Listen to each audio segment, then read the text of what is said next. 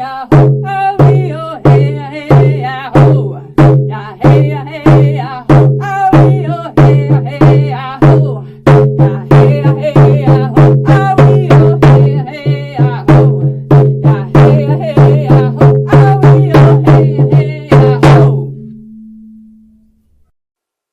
everyone, and welcome to another episode of Shaman's Way. This is our 14th episode now, and today I believe we're going to be talking about the middle world. We are, because we promised. Remember, we talked about the upper world and the lower world, and I said, and then we're going to talk about the middle world. So, the middle world, it's actually probably one of the most confusing of all of the worlds, because there really isn't a threshold aspect to the middle world. Let me just explain what a journey would look like in the middle world. Let's say we wanted to find something in a room. This is one of the exercises that I've used with circles over the years. So in order to practice our skills for tracking, which is necessary in the middle world, is the ability to track, then I would hide something in the room, and I would get everybody to lay down, put their bandanas on, and I would beat the drum, and they would have to travel in the room in order to find the object. Some people were exceptional at it, and some people were not. And one of the things that I think is telling is who has awareness, awake awareness, when they're actually out and about in the world, and who is a somnambulist, so a sleepwalker, even when they are awake. And those are, I think, maybe a representation of the two types of people who track in the spirit world. The other part of it, too, is lack of confidence. Lack of confidence is huge in the spirit world. When we do journeys for other people, one of the things that I hear most often from newbies is, there's no way I want to go do a journey for somebody else because A, what if I got it wrong? B, what if I can't do it? Or C, what if it just doesn't work at all? And those are really valid. I don't want to minimize anybody's fear of performance or whatever that may be. However, what I do know is that 9 times out of 10 or even higher, when you journey for another person, you're able to retrieve good information or solid information. However, when we have to journey on our own strength to find something of our own awareness, it's almost as though, well, I won't be able to find it. There's no way I will be able to find it. I'm not intuitive. I'm not psychic. I don't have the ability to see in the world. So here we come, that difference again between the awake awareness and the somnambulist awareness.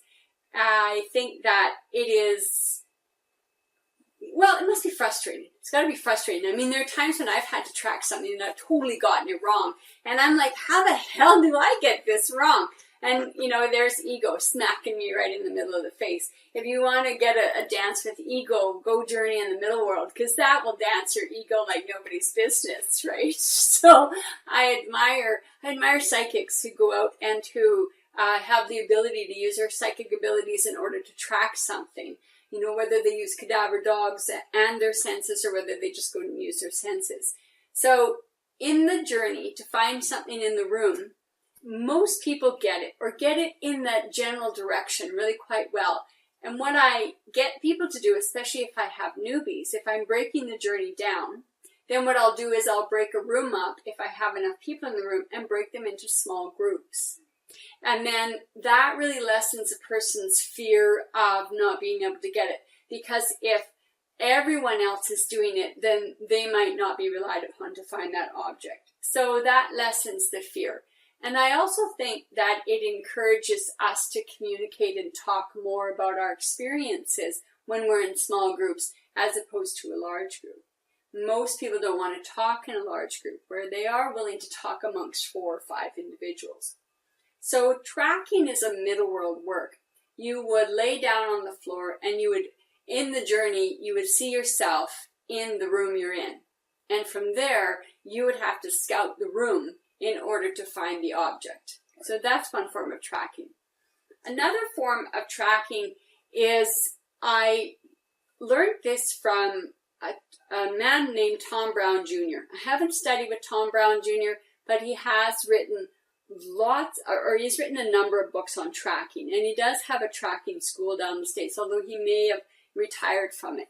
But I have learned quite a bit from his books, and one of the exercises that he had was that you lay down in the room or you meditate in the room. He didn't use a drum, but in my world, I would have you lay down in the room and I would ask you to use a drum.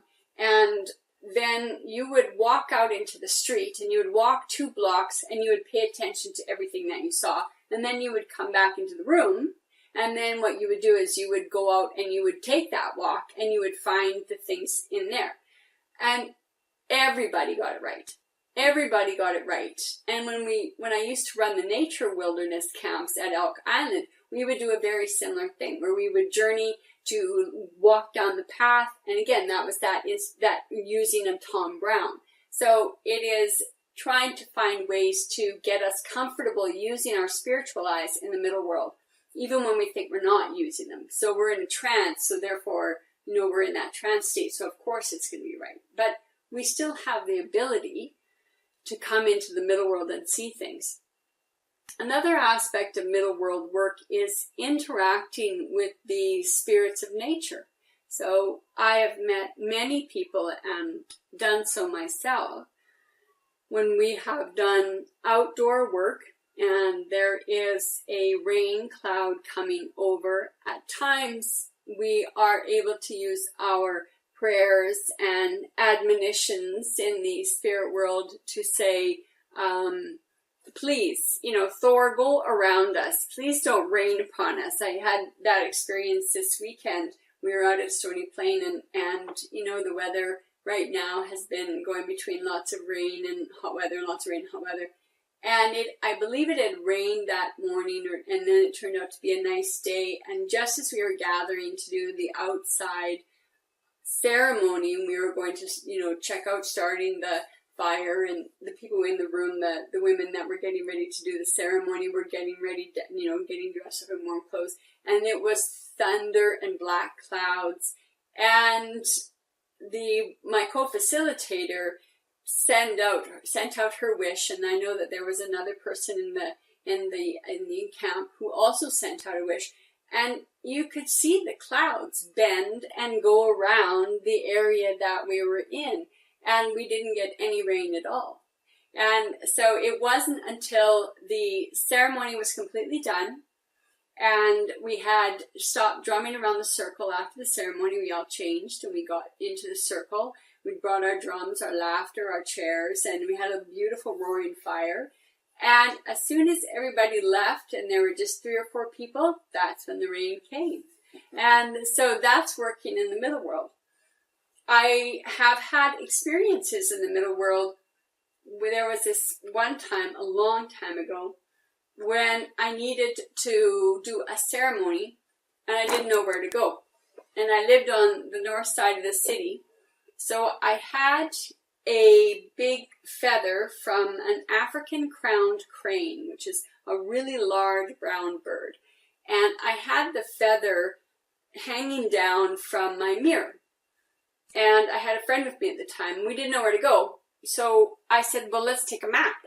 So we took a map of the North End, and we put it underneath the feather, not really expecting absolutely anything to work. But sure enough, the feather started to move over across this one little tract of land. And this one little tract of land used to be a really sacred spot, and now the Henday goes through it. So it's no longer there anymore. Yeah.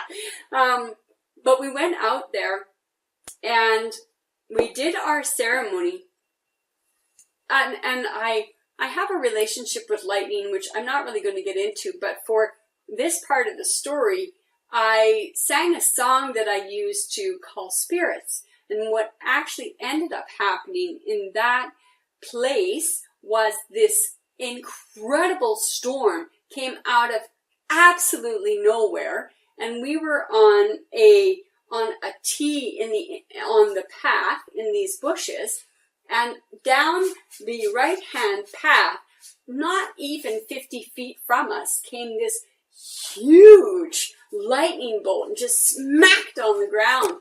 And we were sitting there trying to figure out whether or not we should leave or go, because the wind was blowing, the trees were going in circles. And out of nowhere, you know my Moqui balls, which are really quite big, my shaman stones, a stone flew through the air and landed on the end of my nose. I could not say that was not a clue to get the fuck out. So, as we were gathering our stuff, both of us heard this creak of this tree, and there was a tree that was probably 30 feet high. And it was long dead, grant you that, and the trunk around itself, it would have had a circumference of probably 24 inches. So it was not a small tree by any stretch of the imagination. Both of us watched this quote-unquote wind grab half of the tree, literally yank it off the other half, and summarily drop it from its wind-like fingers so it landed straight down in front of itself and leaned up against it. And we looked at each other and we got the semi-hell out of there as quickly as we could. And one of the reasons why I went there was a few nights prior to that, I had done a soul retrieval for a lady, and part of the circle that we built of protection around her was all rose heads. So I had gone out to this particular land in order to leave the rose heads back to nature and to release that energy. As we were sitting in the car, and it was an amazing storm, my eyes started to get really, really red. And just before I noticed that, I turned to my friend and I said, well, do you think we should just stay and watch the storm? And then my eyes started to get sore, and I looked in the mirror, and she's the nurse, and she goes, no, I don't think so. That eye is really red. You should get out of here right now. So we turned around the car, and within maybe 2 kilometers, everything just stopped. The whole storm was gone. Everything was gone. And the next day or the day after, I don't remember quite, I went back to the space because I needed just to make sure that what I saw wasn't just in my head. And every single rose head had been gathered, put in a perfect circle with one directly in the middle. And it was before the days of cell phones, or I would have taken a picture of it. So that's middle world work. It is where we take our physical selves and we interact with whatever is in between the veil in this physical world. So we have many myths and we have many stories about Rip Van Winkle. Rip Van Winkle fell asleep under the tree, and he awoke 100 years later and his entire world was gone, and yet in the spirit world he'd only been gone for a few days. So that is another example of middle world work, and where we have that ability to cross between the veils. I mean, that story about the storm, that's only part of the story. There are other parts of the story that were equally mind-altering in that sense. So, to get back to the original aspect of taking a journey and using your ability in the spirit world to go ahead on the path and then find the things that you've found. In that way, what we did was we utilized a pendulum in the form of a feather to tell us where on the path that we should go. So we were asking spirit to go ahead on the path ahead of us and mark where we were supposed to go, as opposed to going into a journey state and knowing that you had an end point on the path and journeying in the journey to that end point. So spirit is the one that took us to the end point. The experience within the middle world was completely of our own, or maybe spirit led us there to have a trick with us. I don't really know. So another aspect of doing middle world work is to relate and connect with spirit of plants.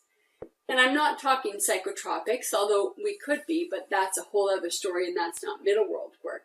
But when we want to travel to find out what type of plant we can use for, or where we would find say, lemongrass, or where we would find sweetgrass. Again, another one of those tracking examples.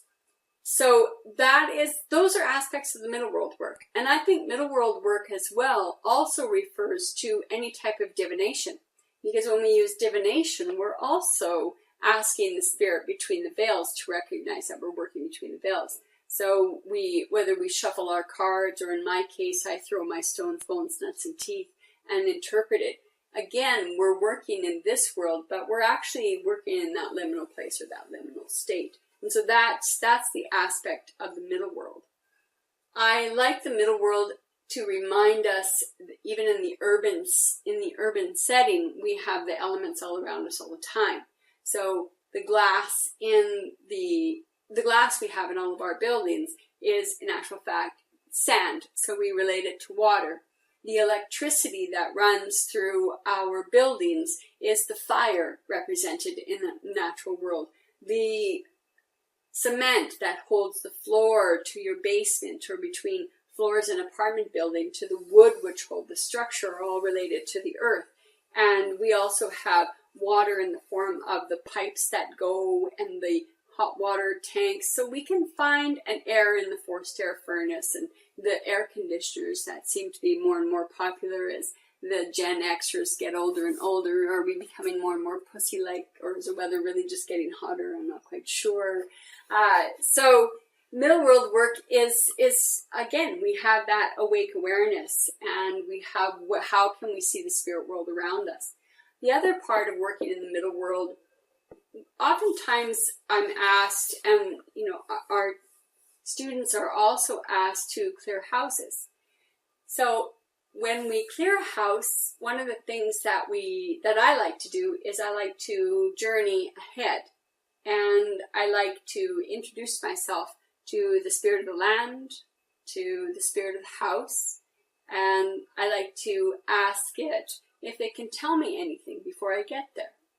So, for instance, if it has a special offering that it might like, one of the offerings I was asked to give people who make fruit cake. They will buy in the grocery store packages of that dried and rubbery kind of fruit.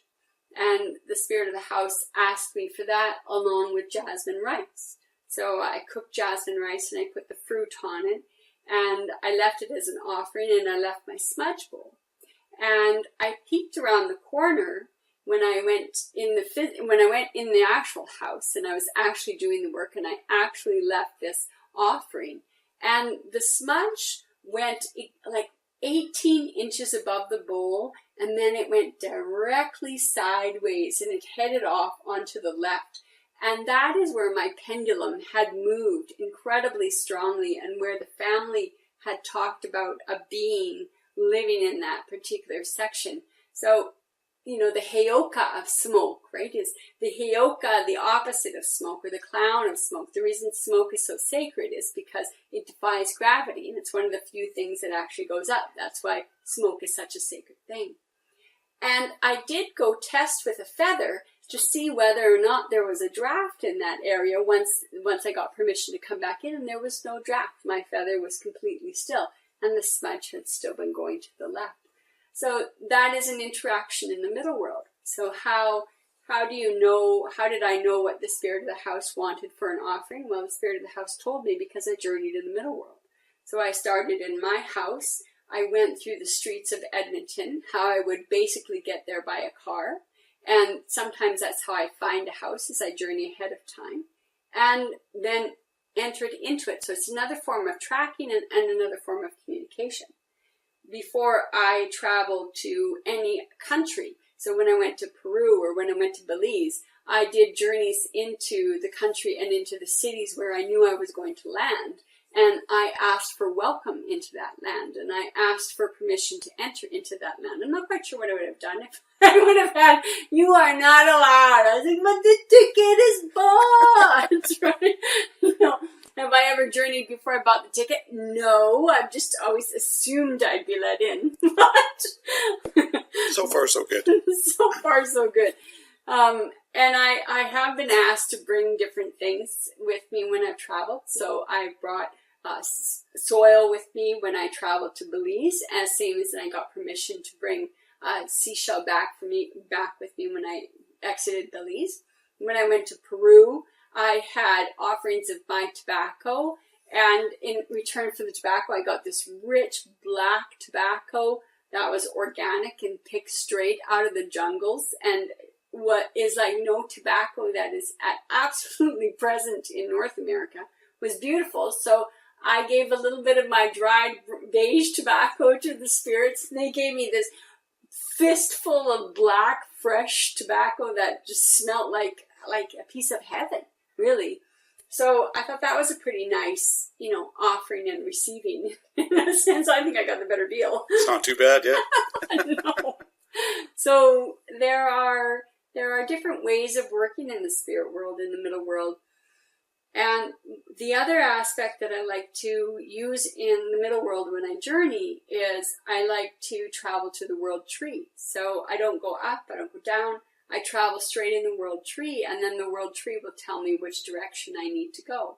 So I also use the middle world as a place of guidance.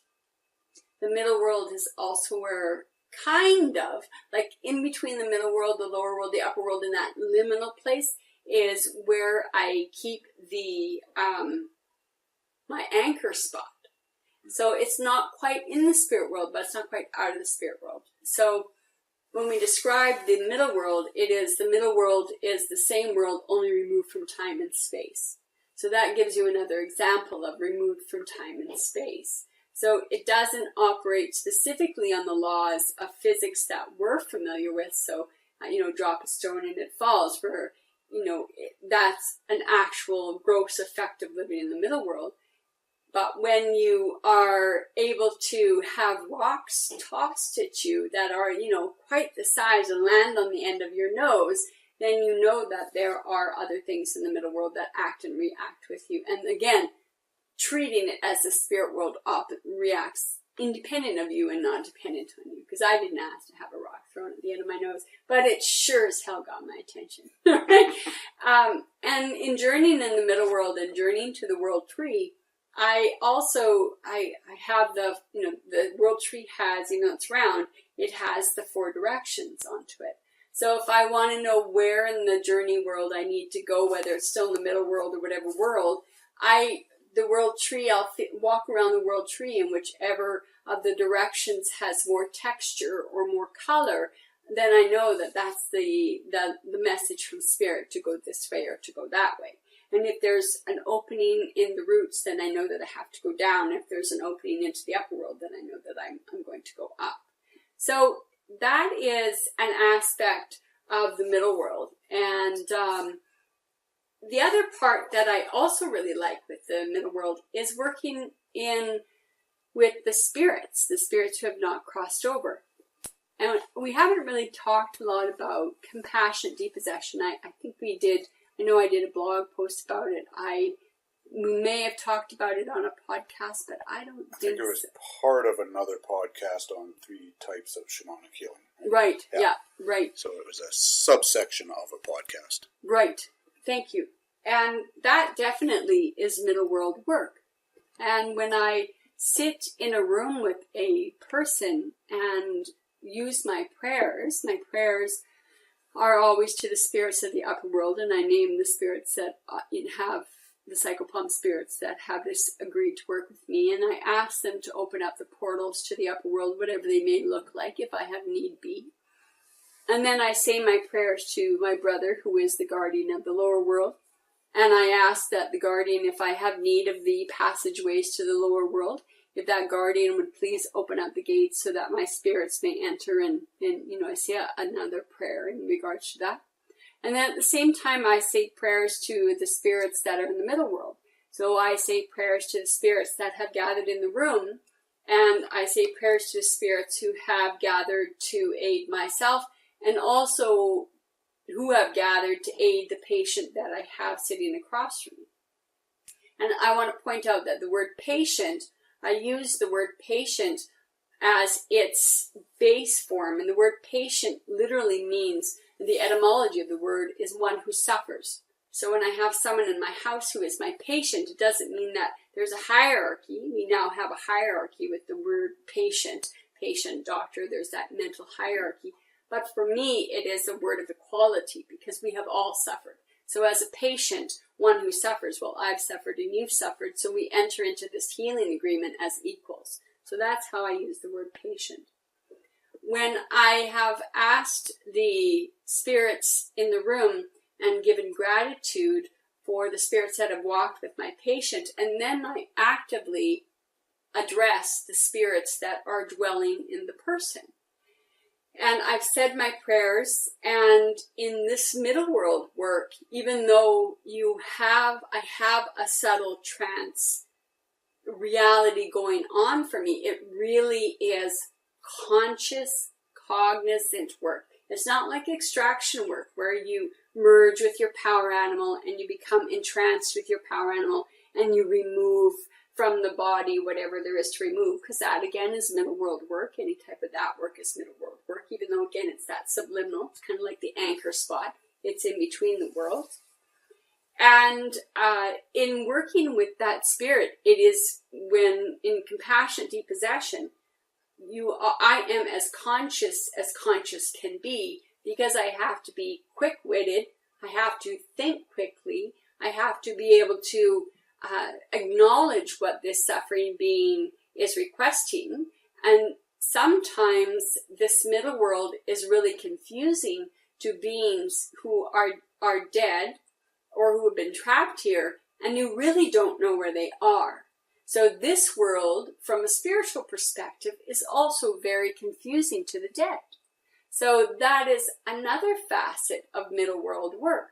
So the facet of middle world work is that we have spirits who see us and we can't see them, but they can interact with us. So in compassionate depossession, I may not be able to see the spirit that's in that person's body, but I can absolutely interact with them because and I ask for permission. So if you and I were working together, I would say, Doug, do you give me permission to use your mind and your voice? And you hopefully would say yes. And we would carry on. And so the suffering being then speaks through you and things through your mind. So that's another relationship in the middle world. So we have the working of an extraction as a middle world work. We have tracking as middle world work. Working in clearing houses, journeying to find the spirit of the house is another middle world work. We have the compassionate depossession as middle world work. We have relating to the spirits of nature as middle world work. So when you are working with the spirit of the weather, as I chatted about before, that's middle world work. Even traveling in that liminal place to the world tree is, again, middle world work. So there isn't a definitive, you've gone down in through the lower world, you've crossed a threshold in the membrane and now you're there. Or you have journeyed up the smoke or the world tree or the world mountain and you go through a threshold, you break through something, you're in the upper world. There really isn't that definitive between the middle world. It's that quasi place. It is, it's the terrestrial place. It is the place of food. It is the place of water. It is the place of knowledge. It is the place of gaining knowledge. All of those living, breathing human things intermingled with all of the spiritual things. And that pretty much is a summation of the middle world. How does that make sense to you, Doug? Makes perfect sense. Very good. One quick question is, I know when we talked about the lower world and the upper world and stuff, kind of commented a bit on any risks that existed in those worlds. Is there any risks that we should be aware of when working in the middle world? Well, I think there are precautions always to take in the middle world. I'll give you two examples. One example, when I go and I am working to do a clearing of a house that I know is super duper active. I've journeyed to the house. I know that there's an active spirit in the house. What I will do is, before I even set foot out of my car, I will open my car door. I will pour salt in my hand, and I will create a barrier from myself to my car. I will get out of my car, shut the door, and I'll say that barrier prayer. Only love may enter, only love may pass, only love may enter, only love may pass. I say that 3 times. close the door, then I go up to the front gate. And at the front gate, I also use the salt and use the same prayer, only love may enter, only love may pass. And that is as a protective place. So whatever is in that house or whatever is in that property cannot cross that salt. And I make sure that I do it twice as an extra safe measure. Another, I know there are lots of people who have stones all over their bodies. So, in our pockets, in our wallets, in our cars, all over the place. Those are talismans, and those are things which also keep us safe.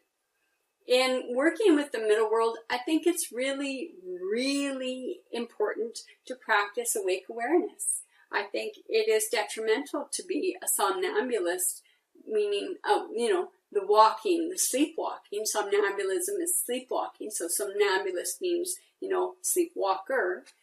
That I think is what is the biggest trouble.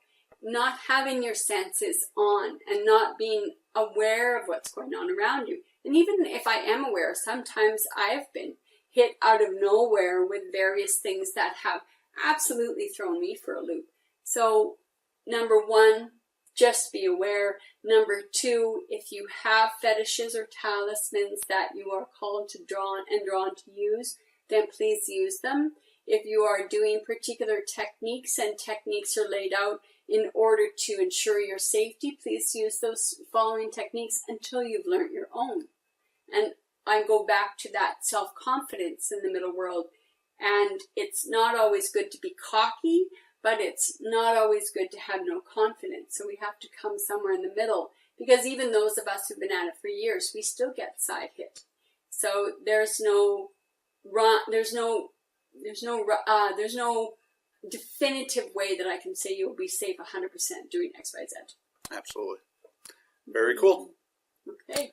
I think we're good for another week then, or another 2 weeks. Great. Okay. Excellent. Thank you again, everyone, for taking a listen. And if you do want to show your appreciation, the best way to do that is head on over to iTunes if that's where you're listening, and leave us a rating and a comment there. We will make sure we give it a read, and it helps us a lot. It does. Good enough. Thank you for listening. Cheers. Hey, hey,